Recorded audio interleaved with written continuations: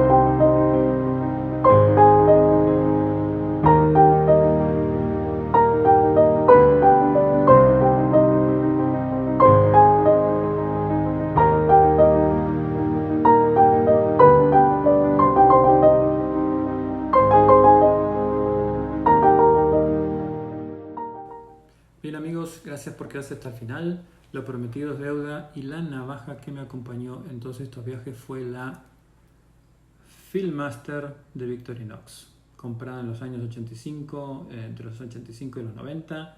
Sabemos eso porque no traía gancho, ¿sí? Y la tijera venía con tornillo en lugar de remache.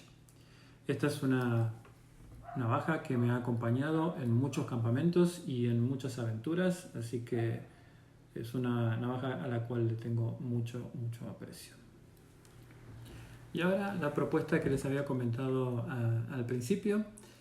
La idea es que se animen a mandarme una foto que ustedes consideren significativa, que les guste y que quieran compartir con la comunidad. Si hay un filo que los haya acompañado en esa aventura, por favor también manden la foto del filo por separado. La idea es armar un video con estas fotos, un video similar a este, y lo publicaré en la galería de fotos de Zona Tesoros. En el mail me dicen si quieren que figure su nombre, también pueden poner un comentario, un mensaje, dónde y cuándo tomaron la fotografía, qué significa para ustedes, o simplemente no poner nada, también está bien. No hay consigna específica en cuanto al tipo de fotografías a enviar. Lo único que debemos evitar es cualquier tipo de fotografía que pueda ofender a personas. En ese caso no la voy a poder publicar claramente. Enviarlas al email fantiques07@gmail.com. Se los dejo también en la descripción. Favor enviarlas en el mayor tamaño, en la mayor definición que puedan. Y bueno, y eso es todo. Hasta aquí el video. Espero que les haya gustado. Si es así, déjenme un like, suscríbanse si aún no lo han hecho y compartan con sus amigos. Y todos los comentarios y sugerencias, como siempre, son bienvenidos en la parte de abajo.